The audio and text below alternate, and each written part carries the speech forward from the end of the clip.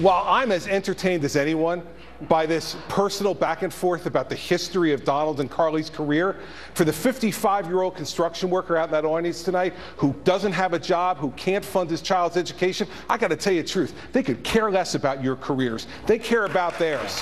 Let's start talking about that on this stage. A track record of leadership is not a game. It is the issue in this election. Carly, listen, you can interrupt everybody else on the stage. You got to interrupt me, okay? This is my microphone. Many feel Chris Christie had a strong showing. He was talking about everyone that night, including Carly Fiorina and Governor Chris Christie with me live in studio now. Nice to see you. Thanks for coming back here. A lot to go through, okay? You ready? Yep. You felt like she was talking over you? What's the big deal? You just saw the video. She was doing that to everybody on Thursday night, to the moderators, to other candidates, and I quite frankly got tired of it. You know, we all have a right to be on that stage. We have a right to be heard, and Carly may think she can interrupt other people, but I think she learned that she's not going to interrupt me. Isn't that part of the gig, though?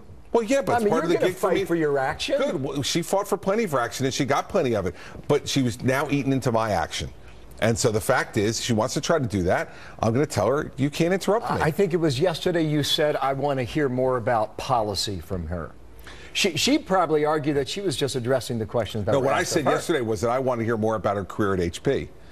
And I think there's a lot to be heard about that, so I'm sure we'll hear a lot about it. What do you want to know? Weeks ahead.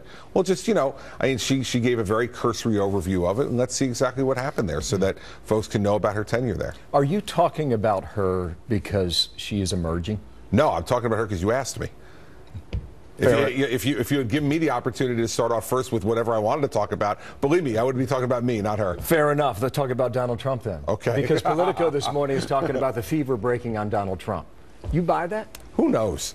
I mean, the fact is that, again, we're in September, so quite frankly, who cares? I mean, you know, no one's voting for 4.5 months anywhere.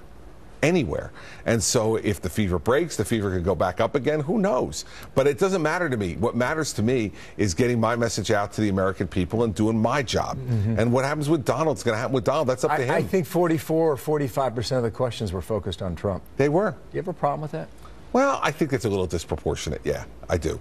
But, you know, the fact is, how you answer it is up to you. And when I got asked, I think 2 different questions about Donald during the debate, and I just talked about what I thought. You know, it was my sense that you had a strategy going in there, and it was also my sense that Fiorina had a strategy, and so did Marco Rubio, and you stuck to that strategy.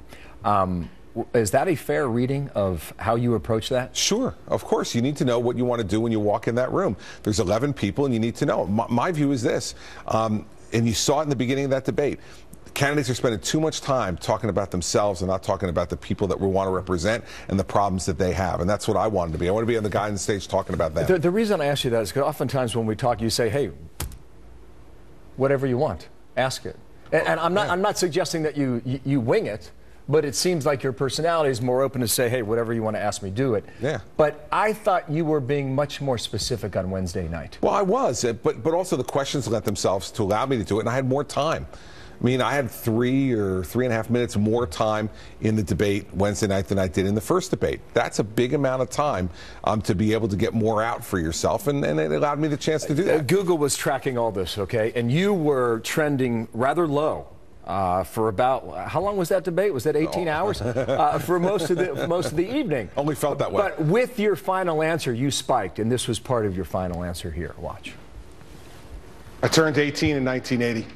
And my first vote was for Ronald Reagan. Boy, am I glad I did it. And I think the country is too. A Christie presidency won't be about me. It'll be about you. You play by the rules. You pay the taxes. You do the hard things to raise your family. Yet you feel like America's generosity is being taken advantage of. You watch that now? Yeah. I mean, listen, that's the way people feel. I've done 22 town hall meetings so far in New Hampshire. That's the way people feel. People feel as if the folks who are playing by the rules in this country are being taken advantage of because they don't have anybody in the White House who's willing to enforce the law fairly and justly. One thing they know about me, 7 years as U.S. Attorney before my 6 years as governor, I enforce the law. I know how to do it, and we're going to level the playing field for folks, not by any kind of special government gimmicks or tricks, because that's what's going on now. We're going to level the playing field by enforcing the law, ending the shenanigans, ending the games. Quickly, Planned Parenthood. Hillary Clinton is talking again as if it is 2012, and there's a suggestion she will pivot to a war on women. will that work now in 2016? It won't work because of the issue.